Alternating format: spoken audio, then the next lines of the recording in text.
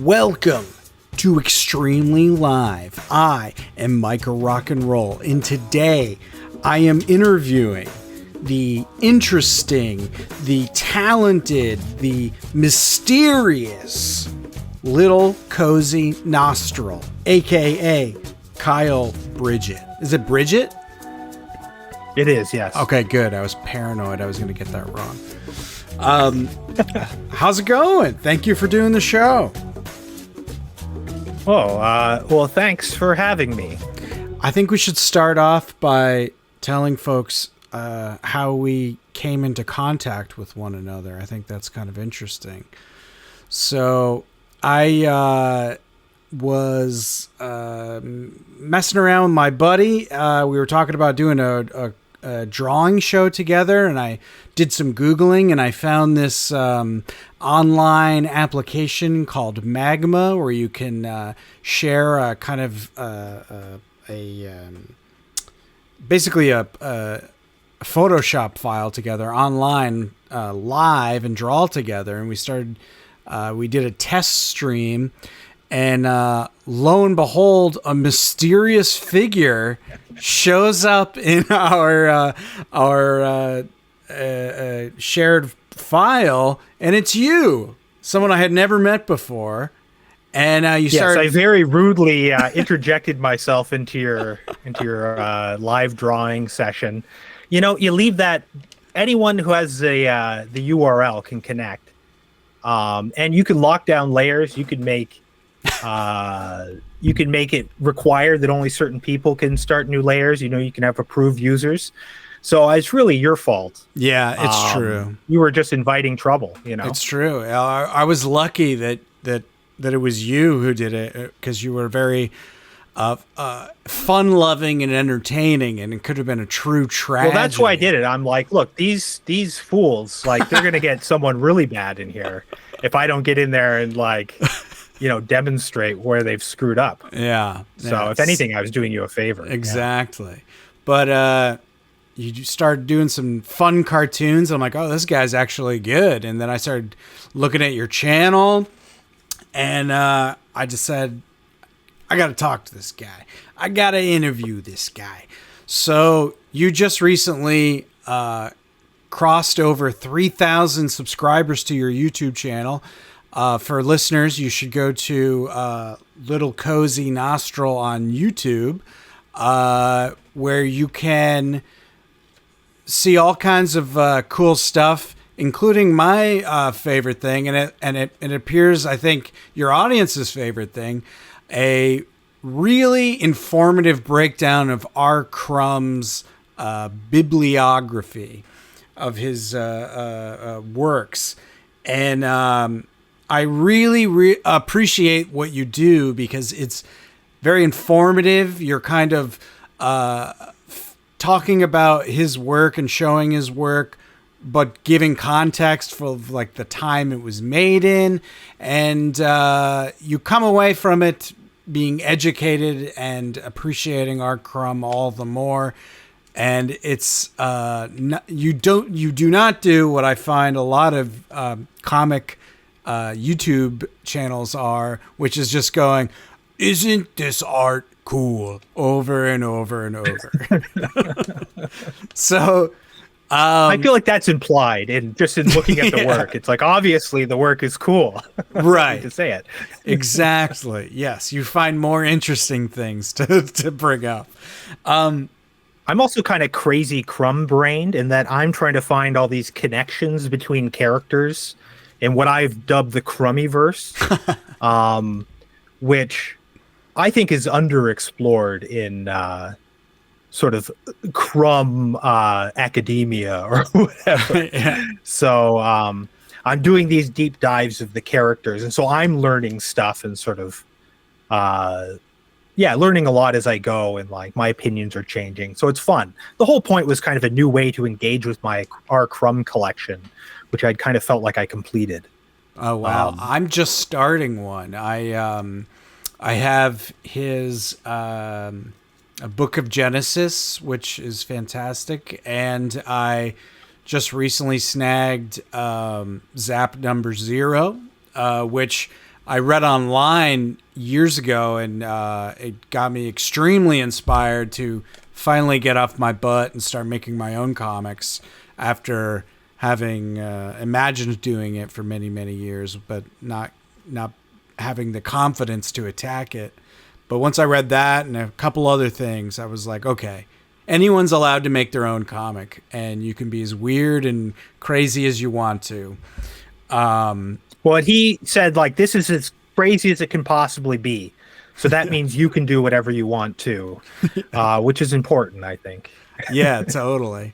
But yeah, he's a very fun, interesting, and, for modern audiences, potentially that all wonderful word everyone loves to throw around, problematic. But it's a lot. Yeah.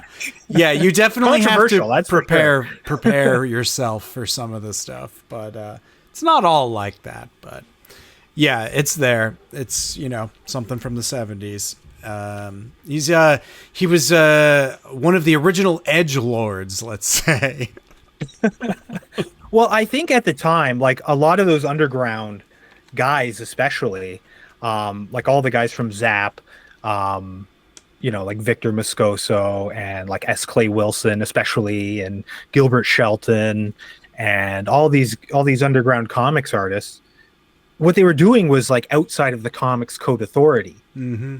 So it's like they were really trying to transgress and like basically initiate legal cases and all sorts of stuff. Like you look at Air Pirates, that's sort of a really famous one. So the Mickey Mouse thing? Yeah, like okay. Dan O'Neill and the Air Pirates. Yeah, they did all these comics with like Disney properties that looked like Disney properties, but they were, having sex and doing drugs and committing crimes. And they got sued, and like so much of this was being mapped out by these people who were like outside of the framework. And when you have like a rule that says like, no, you can only work within this, then, it's important that people are like, no, you can do what you want. And we're going to see how far you can go. I think the same thing sort of happened with film as the like motion picture rating system came in when they left the thing that had come out of the Hays Code. Right. That's when you get all the grindhouse films and stuff. Yeah, it's true. Like once, an authority says this is what you are not allowed to do, it breeds a lot of rascals who want to do exactly what they're not supposed to, and people like me who immediately want to see what the things that you're not supposed to do are. Yeah, especially if it's art. Because it's good. Yeah. So you should be able to see it. Yeah. Yeah, it's interesting. Like we go through these periods of like censorious, energies that kind of take over the mainstream culture. And then you have people who push back, people who say, no, I'm going to do whatever I want to do. And because I'm annoyed at you now, I'm going to do the exact thing I was told not to do. It's that pendulum thing of the back and forth. But yeah, if you are interested in our Crumb, the Little Cozy Nostril channel's fantastic. But this is not an interview with our Crumb. This is an interview with Kyle Bridgett.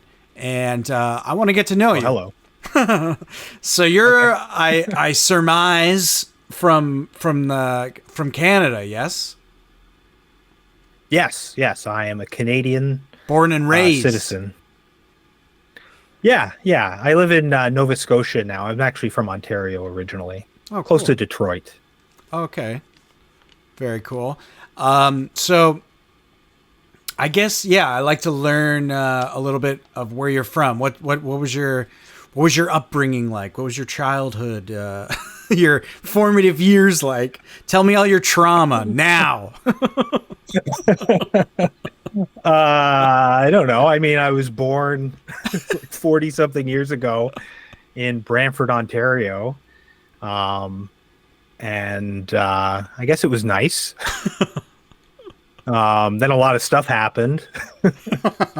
And now I'm here in Halifax. I mean, is there something specific? There's a lot I going just on want to in get there. I can a really flavor, focus in. from where you grew up. So like where I grew up is upstate New York. It's lots of dairy farms. People, I grew up on a bunch of land. My closest neighbor was probably half a mile away. Pretty, very, very rural, I would say. I had a strange upbringing in that I was like homeschooled and kind of Oh, really? yeah, barefoot and a barefoot pauper alone in a house. Well, not alone. I had 8 brothers and sisters, but just a crazy weird upbringing. So I like to get to know your kind of flavor. What was your family like? All what right. Was your, well, what was your town like? well, I mean, my parents got divorced and remarried. My dad was like on his second marriage when I was born. I was his first kid of his second marriage. So I have a lot of like degrees of siblings. Oh yeah. Yeah.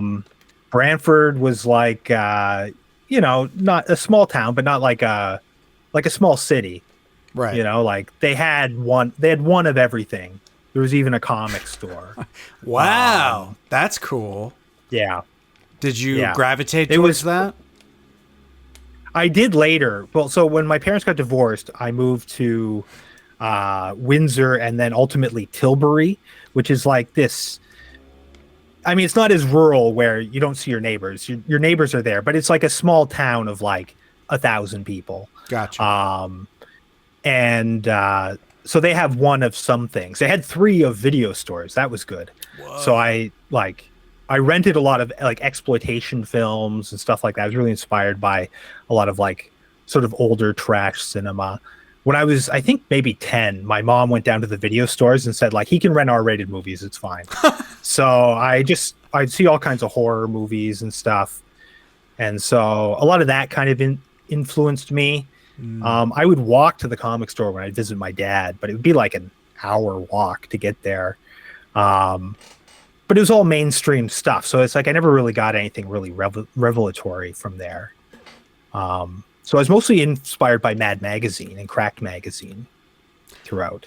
That's cool. That was really like the main thing I think in my life when I was a kid. It was Mad Magazine and drawing cartoons.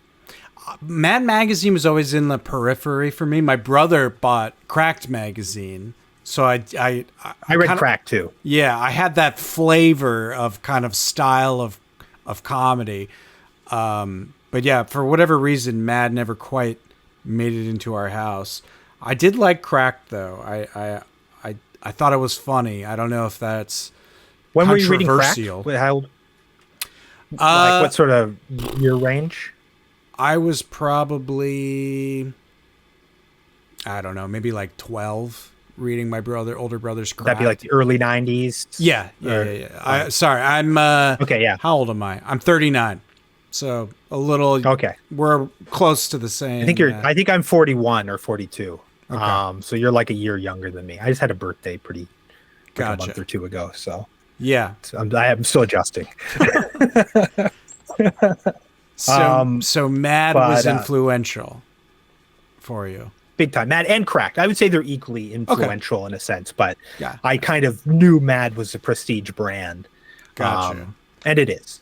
Yeah, so it's the technically better magazine, but Cracked, was a little rougher around the edges. It appealed more to kids. Mm-hmm. Like they had less, like politics and films that kids wouldn't know. Right. They did more jokes about video games and stuff during that period. Yeah. So that makes sense to me. So were you drawing all growing up? Were you like grabbing these Mad magazines and doing your own versions of stuff, or what were you taking in and what were you putting out as a young lad? Well, so when I was like probably 4 or 5, like my earliest memories are like drawing with my dad and stuff like that. And he can't draw. Like he can draw well enough to keep up with a 4-year-old, which is, you don't have to be very good. But I like doing that. And then I think you just do something, you get kind of good at it, and people always encouraged me, and so I did it more. And then, especially after my parents were divorced, it became like, all right, this is what I got. Like when I go into this new school now, I got to have a thing because they're going to eat me alive, and I'm not fast or strong. So, I would go in and I'd walk into the classroom. I remember every new school I started, I walked in and been like, I'm going to be the best at drawing in this room. I'm going to be the kid who draws the best of anybody. And I would go in and I'd start being like, anybody else around here draw? So I'd figure out who the other kids were, and I'd kind of like, want to be friends with them, but like also determine that like, okay, good, I'm at least slightly better than them. So I have something. And then, Mad just kind of influenced that. Dr. Seuss was a big influence on me, and cartoon shows and like The Simpsons. I know when I was 6, that's when I got my first issue of Mad Magazine and saw the first episode of The Simpsons when I was in kindergarten. And both those things were very sort of influential. Very cool. And just a lot of pop culture crap, the drawings on cereal boxes and stuff. I was looking at your website, and I was looking at your illustrations, and the one I posted on Instagram to represent you looks almost like a Where's Waldo kind of scene with tons and tons of characters. There's like there's definitely an Crumb reference in there. I'm seeing Goombas from Mario in there. Like, it's like a fun mix of, like you're saying, it's actually a beer can design. Yeah, you do a lot of stuff for this brewery, it looks like, which is cool. Yeah, a few breweries actually. Oh, okay. Yeah, so that's mostly what I do now for money is beer cans. It's the most consistent work, I would That's say. awesome. So you're a working illustrator. Yeah. Awesome. My business cards say cartoonist, illustrator, educator. So I do all those things. I do cartooning. I do fine art that's also cartooning. I do comics, and then I do like education. I teach kids. This is a common thread I'm finding with illustrator cartoonists. Like they often have like an education element as well, where they're teaching classes and stuff. That's pretty cool. I love doing that too. Yeah. It seems like it would be fun. I worry I would not be good at it, but I would like, it seems like something that would be good to have in your back pocket as a way to make some cash. For sure. That is a nice just part of it straight too. up. It's the kind of thing that I'd want to do even if I didn't have to, Right. because Okay, I cool, like cool. doing it, Yeah. It's fun to teach, especially like teens, I don't know if I have. What are teens like these days? What are you?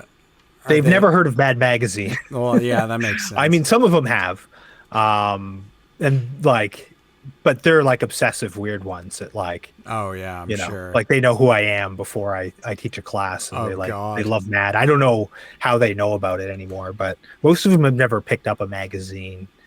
That's depressing to me because I actually was I was watching your 3000th stream, and you were actually lamenting that there's not like magazines we can all do stuff for these days, and I totally agree. I there's something very cool about magazines, and I want to see more weird magazines out there. I feel like there's got to be a way to like have something cool that exists physically that you could enjoy that isn't an absurd amount of money. You know what I mean? Like, it's very frustrating. I would recommend Freaky, but I mean, obviously there should be like hundreds of Freakies. That's cool. Do you know about this magazine? No, not at all. Freaky. Yeah, it's put out by Andrew Goldfarb. He was in Mad Magazine. And it's a Patreon-based magazine. That's cool. I think the schedule kind of changes a little bit, but right now I think it's like twice a year it comes out, and it's kind of like Cracked. Like it's made to look like Cracked. It's on newsprint. Yeah. Probably don't get a good look at it from here. You can actually see some on his website and stuff, but he takes, submissions and he pays More than you would expect for like a little Patreon magazine. It's printed like just like Cracked magazine, and it's great. And there's a lot of great artists in there, a lot of artists from Mad and Cracked and other places. That's awesome. I'm definitely going to check that out. Yeah, and it's like $5 Oh, that's twice a year. beautiful. That's Yeah, so you join the Patreon, you only get charged when a new issue comes out, and he mails it to you. That's amazing. You're filling me with warmth and happiness, because that sounds like a sustainable model for other people out there if they're interested in such a thing. Because we should have more, anything to get you off of your cell phone and into physical reality and enjoying a piece of entertainment that isn't on social media, I think is a good thing. Yeah, physical media is really cool. It's nice. I love to hold books and touch books. Absolutely. Yeah. Well, we're talking about Mad Magazine a lot, and correct me if I'm wrong, but you eventually started getting work in Mad Magazine, did you not? Yeah, I was in Mad for about 3 years, and then it kind of ended. It ended twice, basically, while I was there, because I got into Mad, I think it was like 2017. Yeah. And then they closed the New York offices, right? Because Mad is owned by DC. It's EC Comics, but then that's like under the umbrella of DC Comics. And so when DC got bought by Warner, maybe Time Warner at the time, they moved everything to California, but the Mad offices were famously in New York, and they basically, like, for whatever reason, were like, we'll be there, don't worry, and they just never left. And so they stayed for years in New York, even though the rest of DC was elsewhere, and continued publishing a magazine. And then finally DC was like, no, you got to come here. Oh. And so they did this big thing where they closed the New York offices, and they did like a last issue of Mad, which wasn't the last issue of Mad, but it was the last of that count. They got a new arts editor, and like they kind of did like a revamped look, which I think was actually really refreshing. And they moved to Burbank, and so then I was in Mad number 2, which was weird, because when I was a kid, I had a drawing buddy. It was the only time in my life I really had a drawing buddy. And he loved Mad too. And for us, like, Mad number 1 was the most valuable thing we could imagine. We used to, when we go camping, we would tell each other horror stories about like people getting lost in their woods and they don't have any food, and all they've got is their comic collection. And like, the story would end with, like, in the last book they read before they were rescued was Mad number 1. And then all of a sudden I'm in Mad number 2. It was weird. That's awesome. So how did you get to that point? Like, what were you, I assume you were, doing your own stuff for a while, and how'd you come across their radar? Well, I submitted. I had been, so I sort of drifted away from Mad in the sort of like early 2000s. For one, when I was a teenager, I got more into heavy metal for some reason. I don't know. I've never been able to figure it out. But for some reason, that appealed to me more as a teenager.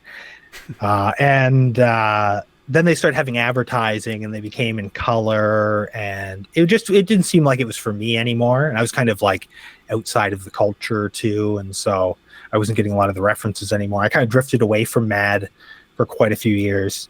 And then I started working in a magazine stand, and they had Mad. So I was like, well, of course I'll read it. Yeah. And I saw that they have a submissions email. And I was like, what?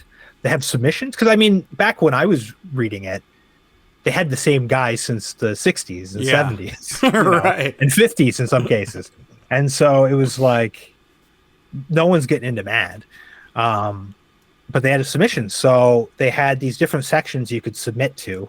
The Fundolini pages at the front, which were like small gags. They were all pieced together. And then there was the strip club, which could be anything from a strip to a full page.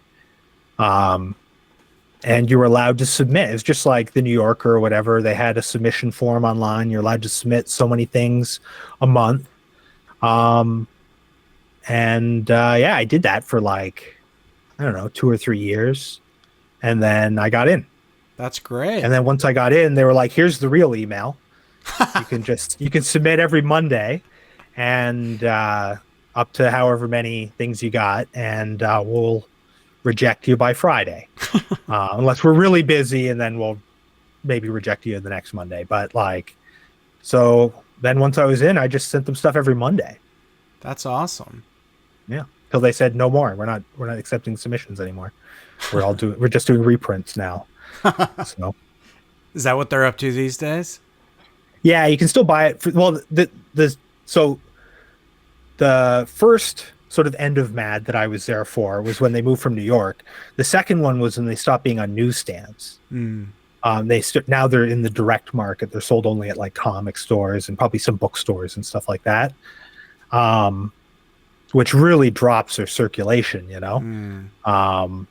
So he did that, and they kind of said like, but we're going to continue to have new content. And then they said, don't submit anymore. We're not going to have any new content except for, you know, Al Jaffe, Sergio Aragonés. Who else was there? Other people, Tom Richmond, whatever, just like the big names. And then like another issue later, they started having these going away issues for each of those artists one by one. Oh my God. And now it's pretty much nothing new. It's just the same stuff recycled over and over again. No kidding. Like literally not in like, it's not original in that it original stuff from the 60s and the 70s. And I don't think many people work there. But it's still good. It's still fun to read. Still print? Like even as they're recycling stuff? Wow. Interesting. You can get it at your comic store for sure. And they also put out collections on newsstands. So it'll be like best ofs. But it seems like they reprint even those best ofs now. Gotcha. So I don't know. I think they're really working with like a skeleton crew, you know? Sounds like it. Yeah. Well, you know, so a hole in the market, a hole in the comedy market right there. There needs to be like a billionaire who's like, you know what? I'm sick of just doing terrible things for the world. With almost none of my money, I'm just going to like license Mad and hire a crew and let them do it. But no billionaires do that. They only do the bad things, I guess. Yeah, this is true, unfortunately. Yeah, what would you do with an unlimited amount of money? Whenever I think about what I would do with a chunk of change, it's a physical plot of land with buildings filled with like instruments and a movie theater and drawing tables, and it's just like everyone I think is cool who can make stuff.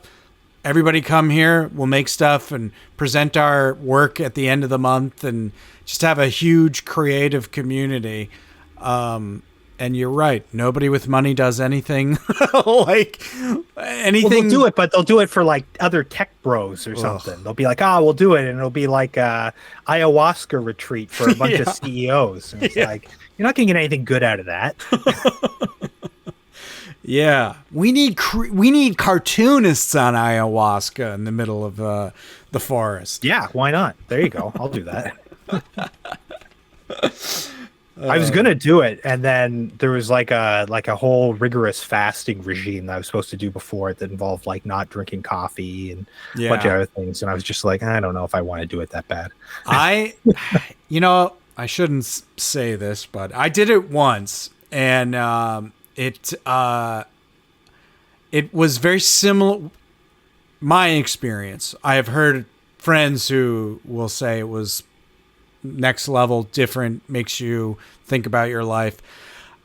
It felt like a mushroom trip to me, but there was all kinds of very strange things happening that was making it not ideal. Like there was like a domestic dispute happening right outside the apartment. Yeah. I was there's like a group of like 8 of us, and the quote unquote shaman guy was running it, and like you just heard a couple like scream fighting at each other the entire time. So it was there were a lot of distractions. So I don't know if I got the full experience. You think that would ramp it up, if anything? Yeah.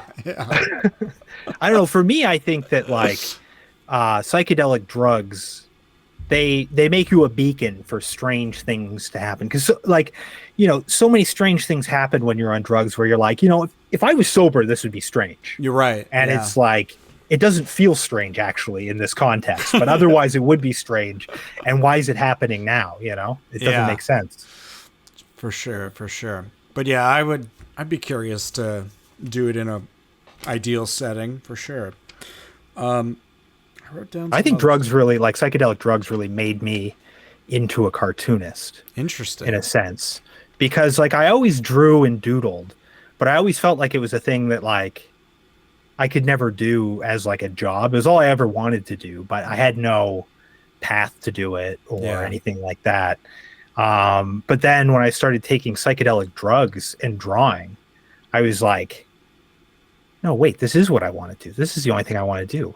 Like, this is perfect. Like, and different things started happening. I would get to these spots where I was like observing myself draw, and it was like, well, this is it. This is my reason to live now. And I did. Sort of from about 16 onwards, I was like, well, I'm a cartoonist, Anything else I do is just like in service of that, more or less. I was a late psychedelic bloomer. I didn't do anything until much later. I didn't drink till I was 18. I didn't smoke weed until I think I was in my 20s. So I didn't have any early formative. I haven't. Also, I love the idea of drawing on psychedelics. I've never even thought to do that. It's incredible. Yeah, it's incredible experience. Sounds awesome. Yeah. I just same exact story. Like I always drew as a little kid, and I just imagined how awesome it would be to make. My grandfather was a huge comic collector, so I had access to all these amazing comics. He had the complete Little Nemo and Slumberland, and like that. That's fun. That blew my mind, and those are mind blowing. Those comics, the scale of them, and it's absurd. Just like they're so weird. Yeah. I have like a special edition, like mega, the big book thing, like the full. I don't know if they're full, but they're close to full newspaper page. And God, the art. Yeah, what a time to be alive for a cartoonist. Yeah, Jesus. Just unbelievably detailed. The guy's such a skilled artist. But I got into all of that stuff, and like also Uncle Scrooge and like Donald Duck, like Carl Barks stuff. Really enjoyed just like the adventures, and he was a big Marvel guy. For whatever reason, I didn't get into Marvel until last couple of years, actually. Like superhero comics, I mean, in general, I didn't get into until last few years. But I was always reading stuff like that, and then manga I liked a lot. But same thing. I just always imagined what it would be like to be able to just draw something awesome, illustration, comic, whatever, for work, and for whatever reason, I just never seriously pursued it because it just didn't seem real.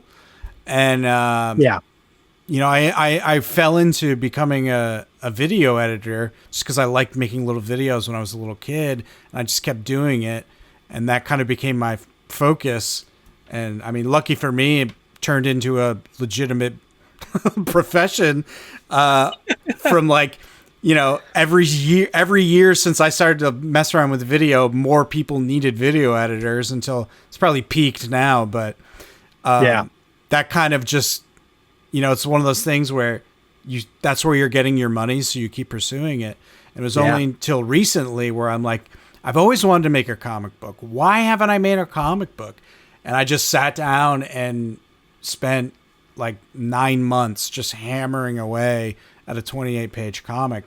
And it was the most creatively satisfying thing I've ever done. And I was immediately pissed at myself for waiting till I was almost 40 years old to do this thing. There's nothing more fun than like creating something from nothing that is all you and is a physical object. That was the other big thing. I'd never got anything printed, and I had this comic book printed, and it was like eye-opening. Like, this is the coolest thing you can possibly do. This is the coolest way the most interesting way you can communicate ideas, I think. Like more so That's than kind of how I felt when I discovered zines. I think. Yeah. Like the first time someone like gave me a zine, I was like, wait, you can do this? Yes. You know? Exactly. Yeah, because I made a lot of them, you know? Yeah. And I like to make them, and I teach classes on making zines. And I tell people, go ahead, you should just do it. You should make your thing. Especially if you're new. You know, Yeah. a big rookie mistake people make when they want to create a comic or something is they spend all this time.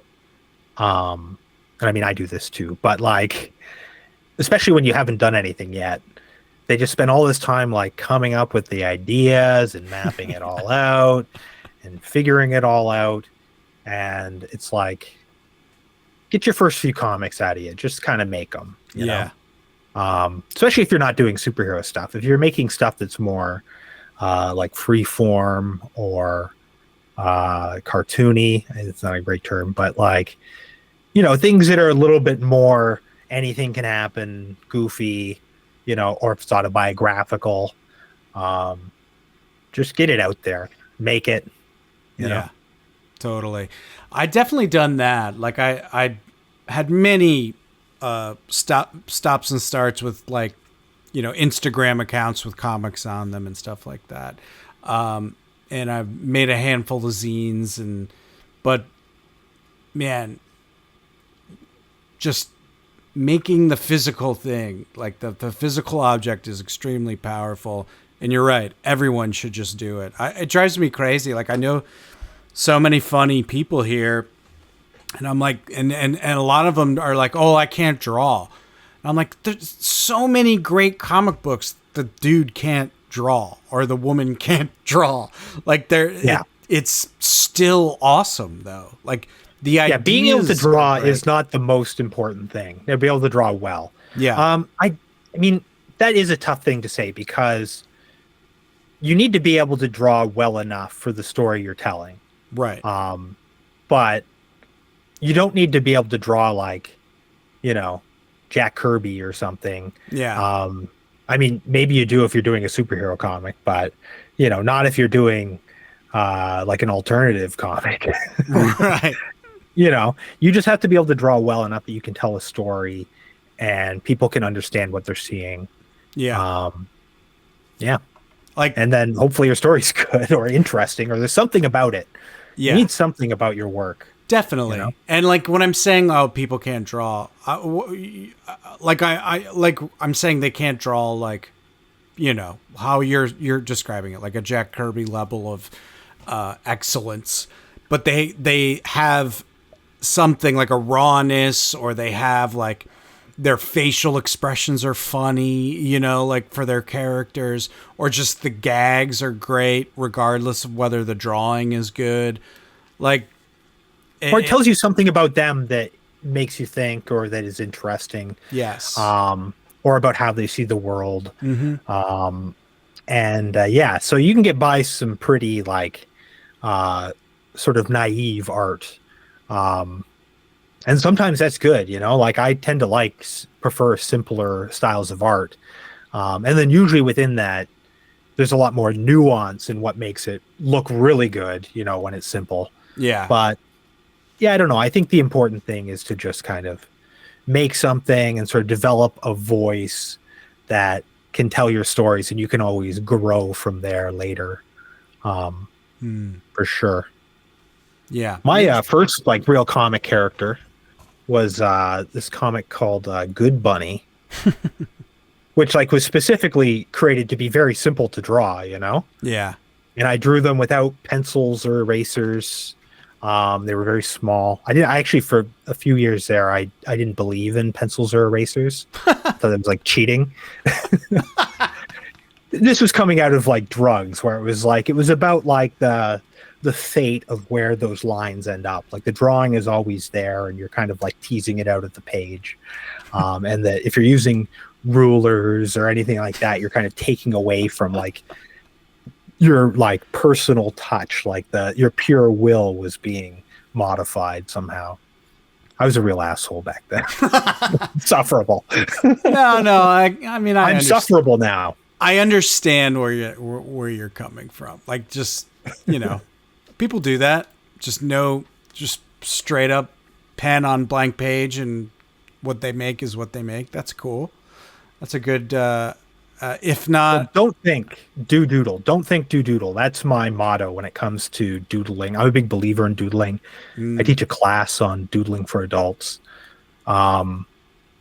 And I think there is something very special. And that's part of the reason I like our Crumb, because so much of his work is like obviously very, very much just appearing on the page. Like he's not planning out much. He's just kind of seeing what appears. And if you have a real voice and something interesting inside you to say, then I think that can be very compelling. Yeah. Have you ever seen these, the Japanese show Manben? Have you heard of this? I knew everything about anime and manga from about 1992 to about 1997. And then I got access to like interesting American comics and cartoons, and then I really haven't paid attention since. So what Manben is, it feels almost like a PBS show, but it's a manga artist who sets up a bunch of cameras in other manga artists' studios and films them creating a chapter of manga from beginning to end.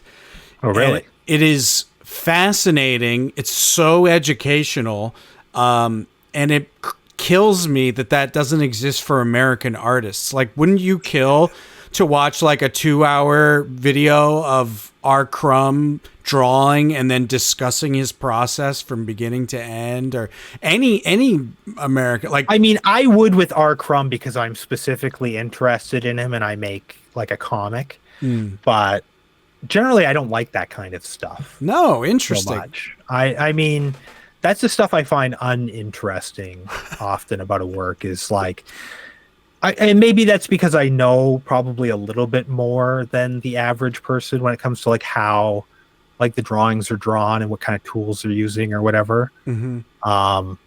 Mostly I only want to know is it on those occasions when I see something where it's like, oh, I'd like to do that. What's the tool they're doing?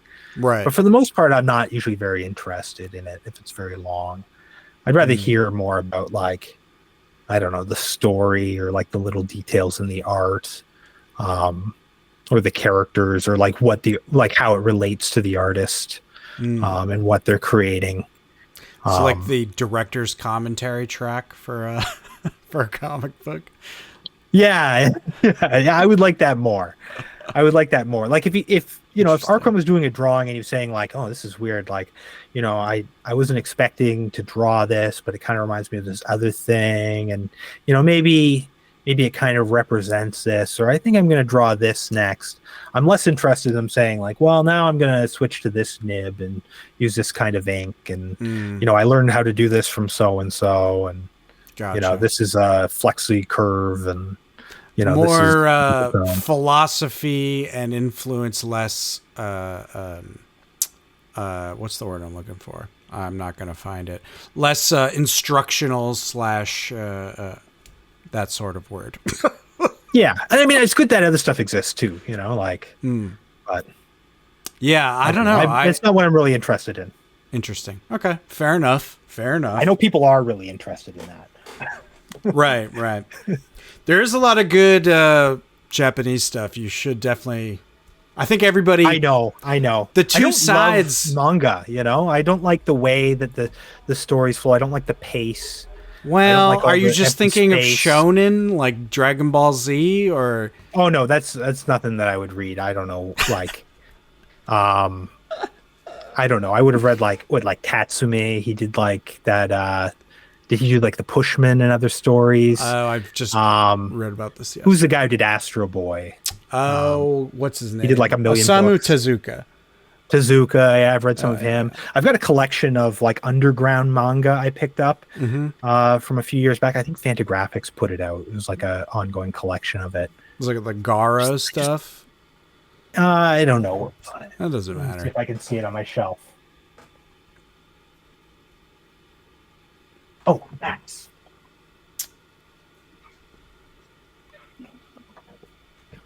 Yeah. Oh, I picked up this collection of alternative manga. I think it's probably a few years old now. Oh, okay. I do remember this actually. I This don't doesn't have do it. it for me, you know? And I've read other Interesting. things. Sometimes I'll read kind of uh, like the manga I tend to enjoy the most is like the kind of trashier stuff Mm-hmm. when I'm in the mood to it. A while back, I picked up, it was like 50 cents or something. I picked up a little book and it's this, he's like a space detective with like a hook for a hand. There's a whole, I think he had video games of him. And it appealed to me because I like, gritty noir kind of Mm-hmm. detective kind of hard boiled stories. And I Gotcha. like, sexy ladies and, you know, violence and all that stuff. But I don't know. I mean, I read it in like 10 minutes, even though it was like this thick. Just like, okay, all right. But give Interesting. me a really good French cartoonist or something, and I'll just spend like hours poring over the work. Mm. Um, Who are your favorite, like non-American or non, I guess, North American artists? I have like really bad random access memory That's in that okay. I can only access information randomly from my brain. And when I try to, I usually don't. What's his name? It's actually, I think they're a duo, like Chorus Scott or Chorus Scoet, Chorus Scoe. I don't know how to pronounce it. That's okay. Um, but they're like a team. I think it's KAR. Uh, hold on. I'll get one of their books.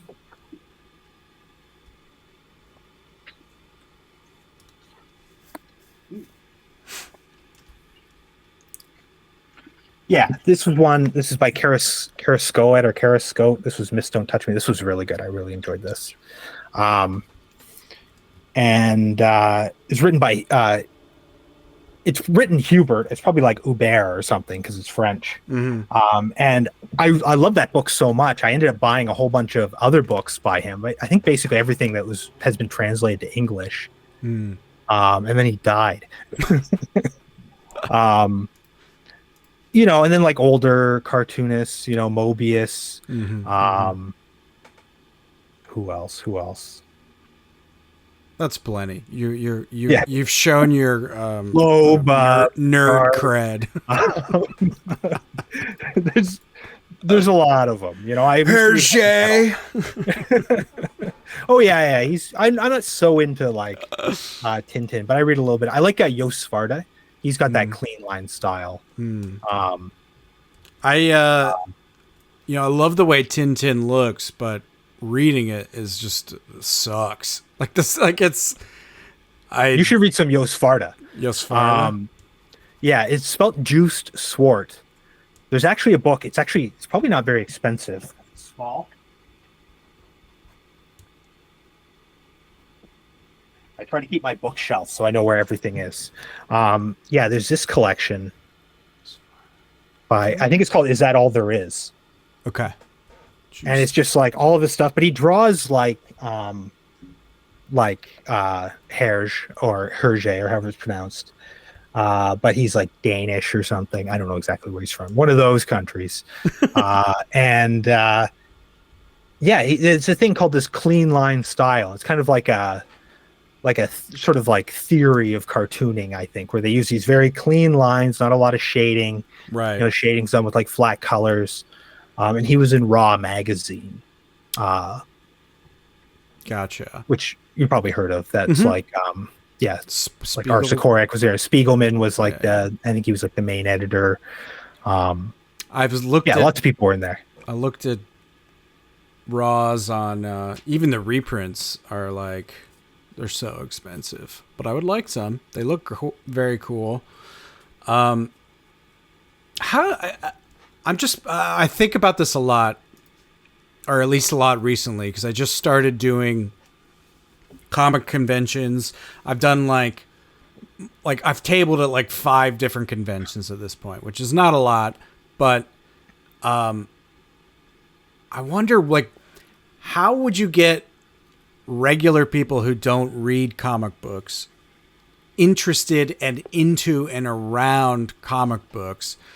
And I've been toying with this idea of like putting together a convention that's like independent, like interesting art to put into your home and like advertise it like that. Like, come here for cool furniture and independent music. And also there's comic books over here. And like, could you get like a hip, 40 something couple with a kid to come in and look at a comic book for the first time and be like, oh, this looks cool, I'm going to buy this.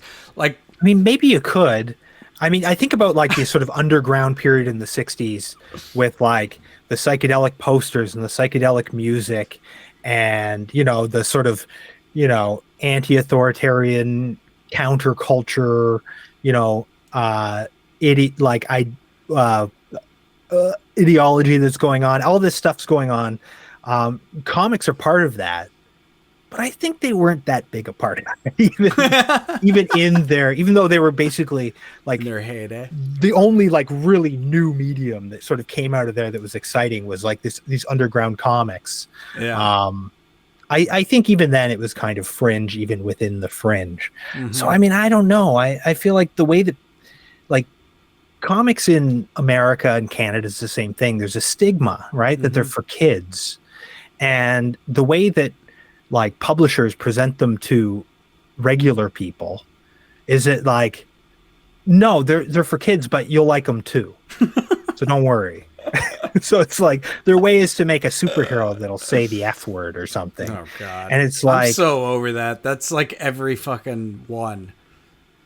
Yeah. And I don't know. I've always struggled with it because I've never really been into superhero comics. Yeah, same. Although I am getting into when they were parody stuff, Right. And I can get into them. I have, especially like more alternative stuff. I love Watchmen and Brat Pack. It's the Rick Veitch one. I don't know. I think it's called Brat Pack. Anyway, like I like those ones that kind of like challenge the medium a little bit and do interesting things with them. But also that's been kind of done to death. That's what I'm thinking. Like at this point, like all of them now are like, what if they were so fucked up? And it's like, okay, cool. That's the 12th time I've seen that, but sure. But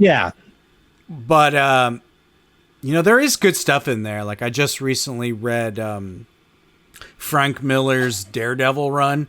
I listened to Rob Liefeld's podcast, and he's a very infectiously excited about comic books, superhero comic books specifically. Yeah. And he got me to like check him out, and it's very entertaining. Like it feels like the same level of quality of like a Netflix show. You know what I mean? Like it's like, oh, this is fun, dumb entertainment. I'm enjoying this.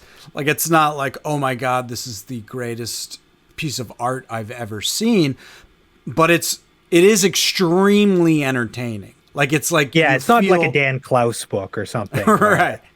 But it's entertaining, but it's something else too. If you feel like you're eating your vegetables. It's literature. Yeah, for sure. Dan Klaus is another one who just got me just dying to just get over the fear of making my own things and just make stuff. I had read what is it, like a Velvet Glove Cast in Iron years ago. That's my favorite one still to this day. Great. It's so good. Yeah. I'm just one of those people that like, I'll listen to a band and I'll really like the music and I'll like listen to the one album over and over and I won't even bother to look up the names of like the people in the band for whatever reason. I don't know. Yeah.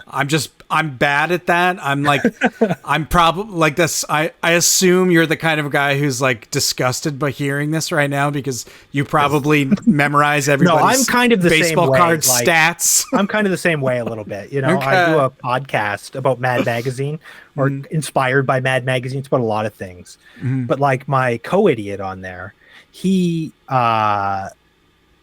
like pays attention to like writers almost more than artists. Oh, interesting. So it's like he'll be like normally because like I'm actually like a cartoonist and I have a little bit more sort of like historical knowledge about Mad and stuff. Usually I'm on top, but then he'll start talking about writers and I'll just be like, look who wrote it. That's funny. Is it one of these three people that I can think of off the top of my head? That's funny. Yeah, where I was going was I was just I loved that so much, but I never like really thought to like look at his other work until a few years ago, and I bought the complete 8-ball, and I read that from cover to cover in like 2 nights, and was just like, this is incredible. It's so fun and mean and like just everything. It just spoke to me so extremely like. I'm not finding my words, but I'm not a guy who collects floppies. I tend to collect books. Yeah. But the thing about that book, 8-Ball, is that he was pushing the medium as well. Like when you're actually getting these issues, they're like, some of them are different sizes. You know, he's like attempting different kinds of panels and like telling different types of stories that have never been told before. And it's very interesting. And that book, it's like most issues there'd be an ongoing long story and then a bunch of short form stuff. Yeah. And then like letters pages and, you know, ads and stuff like that. But even the ads were cool. Like ads were all hand drawn and like everything was hand cool. Like the copyright notice would usually be done by hand. And everything. Yeah. It's a very interesting book to comic book if you get the actual issues. Raw's like that as well. They did an issue where they tore off the corner of every cover. Yes. And then stapled it to the inside of a different issue. Yes. That's so great. That like theoretically you could find somebody else's issue. I love that. I read all of 8-Ball and then I started just snagging all his graphic novels one after the other, and really, really just loving all his work. And straight up was like, 8-Ball is a genius format. I'm using that format. Like I literally just like snagged that format of just like a story up front and then a collection of fun short 1, 2, 3 page gags and you're out. It's such a fun like it's a great vehicle for like being able to show like what you're capable of in a lot of different ways. And it's just I like a comic that is a collection of shorter comics. Like even the Uncle Scrooge Donald Duck comics, there's like 3 stories within one floppy comic. And I just enjoy that. I think it's fun. And I straight up was like, yeah, I'm making my 8-Ball. I'm making my version of here's my story for this one, and then here's a bunch of shit I think is funny, and then usually his stories though would connect. They'd be like serialized. Yes. So like a Velvet Glove, I think that was the first one. Yes. And then that's over the first, I think it's 6 or 7 issues or however many issues it's in. But sometimes he would do like almost the whole issue would be a story. Yeah. It's like, towards the end, he started breaking the format. But I will say, like, that format is fun. I almost wish he would go back to something like that. Like he says now that like his story ideas are all just long stories and that's all he wants to do, which is, I mean, obviously if you want, he doesn't have to do anything. Yeah. Right? Like he's sort of got the, you know, the perennial books that always sell, and he's got, you know, movie credits and stuff, and there's probably people after him. Yeah, well, I mean, you know, imagine like a Lynchian Velvet Glove cast in iron, you know? Yeah, that'd be great. You know, like there's so much potential there. He's probably doing other stuff as well, and he probably can just do drawings, or I don't know if he's on the convention circuit very much. I don't think he is. I don't know. I would imagine, you know, I went to somebody's New Year's Eve party this year, or I guess last year, and they had a giant band poster that was drawn by Dan Clowes, and I was Yeah, like yeah. immediately it's the first time I saw something like art or like furniture or something where I was like actually like I would like that, and I have a feeling you don't even know who drew that. Like, He does like I know he's done some movie posters as well. I know I've been on like Tubi or whatever, and I've seen movie posters where it's for a second I think it's just a Dan Close movie I don't know about, and it's just some exploitation film that's being recycled, but they commissioned a new poster for it. that's funny.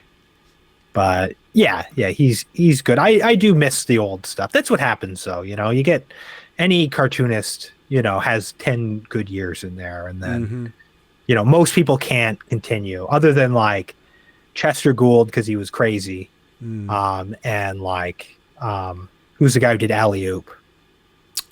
Because he gave the caveman a time machine, and so he managed to revamp his comic. But yeah, I feel like you kind of have a window where you're at your peak, and then you can try to reinvent yourself, but I don't think it's ever quite there. I also think 8-Ball was kind of like an angry young guy talking about the culture that he was surrounded with, and I don't think you do that when you're an older guy. I don't think you give a shit about like topical. You're not hungry culture. Anymore. Yeah, you're just kind of focused on what you think is a cool idea, and you're gonna get it. You're gonna make it at your own pace and tell. Well, what a lucky bastard! He's in New York or whatever. When I think he's in New York anyway. Cracked is going on. There's this alternative comic revolution. The comics boom is going on, so you can actually get your work. You can self-publish or whatever. There's all these little books that you can get in. There's so many magazines. People need illustrations for things. I'm so jealous that I live at like the end of physical illustration in a sense. Not totally the end, but maybe. I bet you there is a pendulum thing that happens. Like all things. What is old is new again. I think people. I'll say this on Instagram. I see more and more ads for weird, specific magazines that are starting up. Like people are yearning for that format and that kind of the olden days. So I could see something coming back. Probably not as robust as it once was, but also you got to be the change you want to see in the world, Kyle. Yeah. It does swing. I remember when I was like, I told you earlier, I didn't use pencils or erasers. I used to do all my own work by hand. Everything was by hand. Later, I did use pencils and erasers and rulers and stuff, but I'd make it on photocopiers. I do like band posters and ads and stuff. I do everything sort of not digital at all. And when I would talk to people about trying to hire me, they'd be like, you don't use computers? And there was like this attitude of like, oh, there's something wrong with you. Like you don't know how to use computers, and that's why you don't use them. That's fun. Which I mean, that was part of it, but that's not why I wasn't using them. It was like one was symptomatic of the other. Yeah. But nowadays people like it when you do things by hand. Yeah, for sure. And if you're doing comics, you should do them by hand, because if you want to make any money off of it, the way cartoonists make money is selling their original art. This is true. This is true. I've kind of noticed that over the years since I've gone to digital. It's like when people ask me to buy stuff, I'm just like, what am I going to sell you, an NFT? Yeah, the floor fell out on those things. I have very much enjoyed doing stuff by hand. I have noticed that, like, I'm well versed in making things digitally. I'm a video editor, so like I have the Adobe Creative Suite. I know how to use all that shit. I would say I'm like 50-50 handmade pen and ink versus digital. And it's a good skill to still be able to make stuff by hand, because I I would say most people don't know how to do it. They are fully digital, and I think it's easier to get good at doing digital art. It's easier to get good at that than it is to get good at doing things by hand. I mean, most of what I like about doing digital art is like, oh, it's going to smooth my line perfectly. like, Yeah. You know what I mean? It's like, it's going to make it look super crisp and well, I was chasing commercial. that high, right? When I was working by hand, I was chasing that high. I started out using just like the VTech cheap. This is still my beloved pen for doodling. I still doodle with this pen, but it's terrible for making comics because the ink isn't even water fast. And then so I switched to microns, and I never liked the color of the ink. It's always kind of brown, and it rubs off especially when you use an eraser. Oh yeah, it's just, it doesn't feel like it's as rich. It doesn't feel like it's carved into the page, And then I started using like, expensive Japanese fountain pens. Or actually, I started with rapidographs. I was with rapidographs for like, I want to buy 5 years. Yeah, and I still love rapidographs. I still probably use them, when I do stuff by hand very often. But you got to maintain them. That's right? What I've heard. Yeah, they're like finicky. Yeah, and then I started using these like Japanese fountain pens and antique fountain pens, and those are really nice as well. But the thing that had the smoothest line that I always loved drawing on was a whiteboard. Oh, that's cool. Because it's just like it's like this wet, perfect line. Yeah. Especially if you get a nice juicy marker and a nice clean whiteboard. I always like that. And then I got a Wacom Cintiq. And it kind of feels like that. No, so I kind of like drawing on it. You're right. I enjoyed drawing digitally. I wasn't meaning to like sound like I was shitting on it. I do also. In fact, I have a new app I use. I use what's it called? Adobe Fresco, I think. It's everyone's using Procreate, and I like Procreate as well. But I started using Fresco, and now that's all I use on the iPad. It's just very, very... It just clicks for me for whatever reason. One of my favorite features is there's just like a disc you can press, and it creates like a sub-action on any tool. And one of the best things it does is any brush you're using, you hold down the disc, and then it's an eraser, but it's an eraser of the exact same brush settings as your brush. Oh, interesting. So it's like you're not getting like a hard edge erase on like a pencil style brush. You're getting a pencil style erase on the edge. So it keeps the texture. I mean, you can do that in Photoshop, but yeah. Stylus around. Exactly. Yes. True. But I just mean like as compared to like Procreate. I guess is more what I'm comparing. I've never really used Procreate. I should learn because a lot of my students like it. It's fun. It is good. It's a good program, but I tend to teach kids by hand though. I don't tend to teach digital drawing at all. That's good.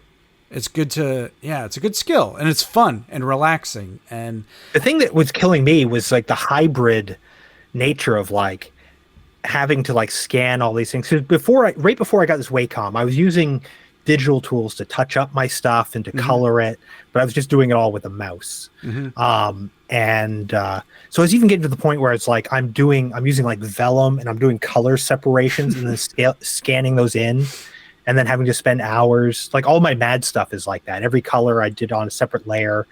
I did all the panels separately and then pieced it all together digitally, but every part of it was drawn by hand. Cool. But it was just like, it's one-stop shopping on the Wacom, it's just so easy. This is true.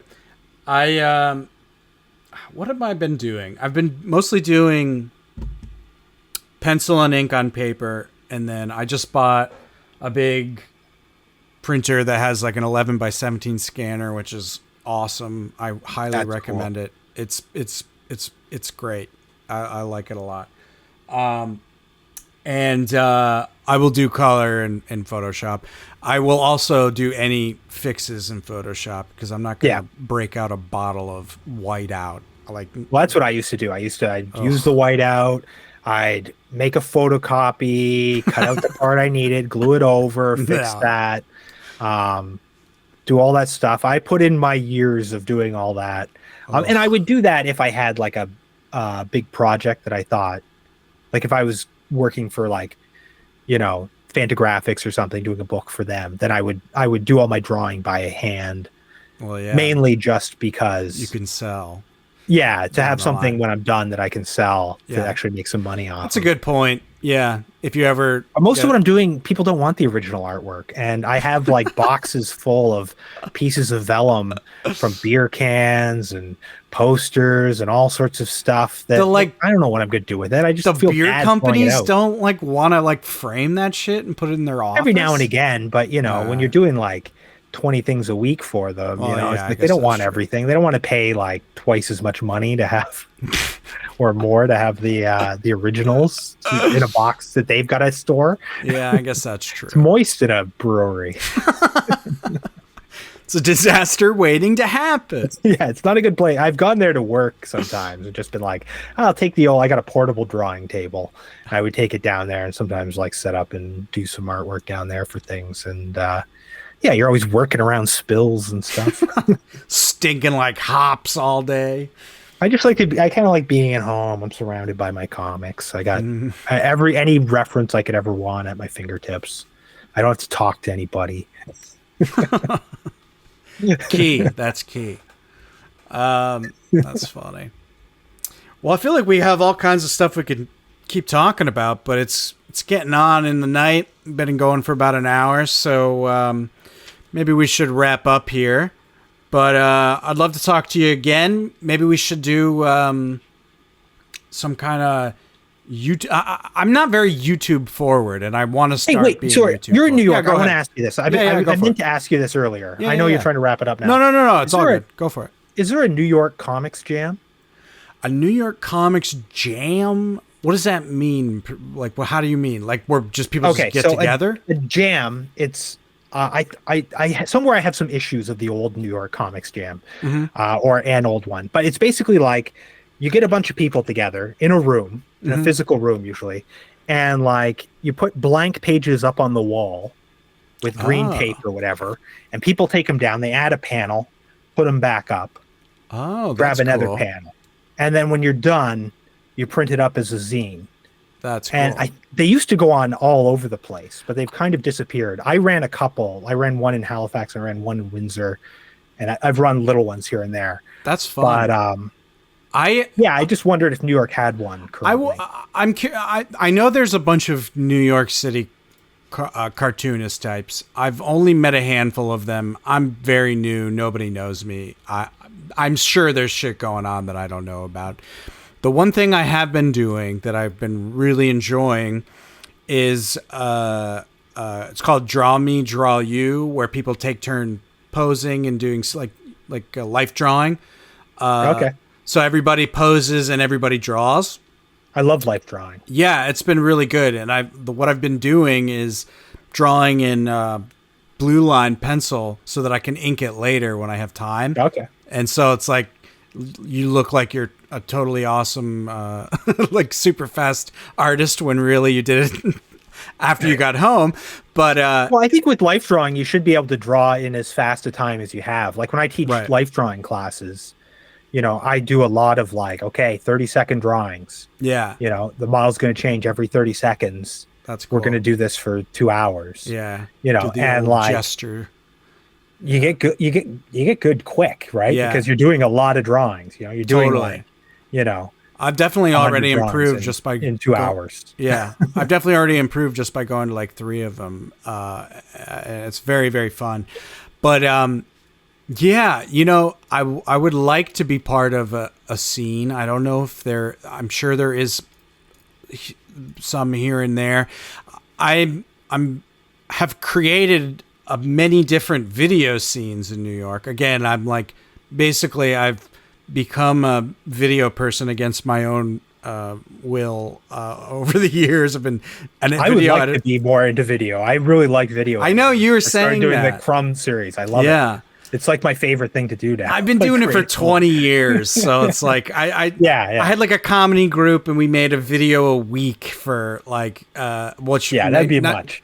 That might not sound like much, but like we're literally like running around New York City and getting like shots, so, like in the subway and shit, like short films every week. And that's a lot. And it's a lot.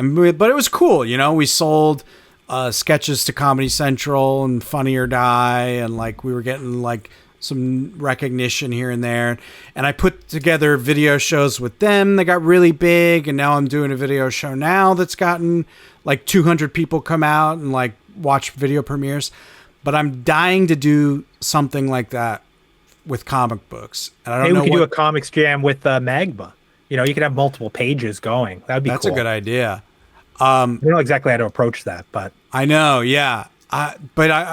It's good you brought it up, because I would like to be part of something like that, and to the point where if I have to make it myself, I'm gonna make it myself. Well, I've been thinking about it a lot, actually, for like ever since I discovered Magma, how I would adapt that for a comics jam. So yeah, reach out. I'd help you make that. Hell yeah. You could help me make that. Yeah. Or we could help each other make that. That'd be fun. That sounds great. I don't need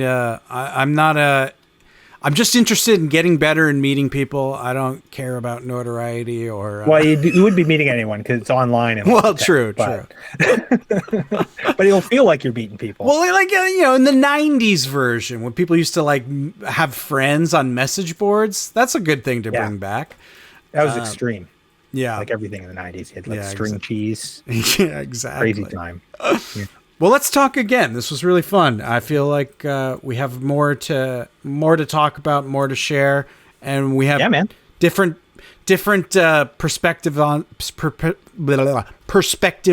things, which is always a good thing. It was really fun to talk to you, and everyone should check out Little Cozy Nostril on YouTube. Is it just like at Little Cozy Nostril? At Little Cozy Nostril on YouTube, or you can search for the show Canonically Crumb. Chances are, if you type Crumb, Crumb into you'll find my show Canonically Crumb. Awesome. Or you can go to my website, KyleBridgett.com. I like your website, by the way. I think it's important to build like websites you can hang out on that are like meant to like be like, oh, there's new stuff there up at the website. They all suck now. They're all garbage. I know, because no one's making them cool. Like shit it up. It sucks because everyone's like, oh, I only need to use Facebook and Instagram, but those suck now. So like now you got to make something cool. You got to build something cool. Yeah. Digitally and also, or physically. You have to be like you have to have been on board the whole time. Like you can't jump into Twitter unless you're like, you know, like political or something. You can't jump into Twitter. You can't jump into Instagram. You know, you're just kind of locked out. Yeah, it's true. It's a whole mess. We gotta redo everything. We need magazines. Burn it all down. We're in the process of it, I think. Well, awesome. Check out Kyle's stuff, and let's hang out again soon. Thanks, man. All right, see you, man. Peace.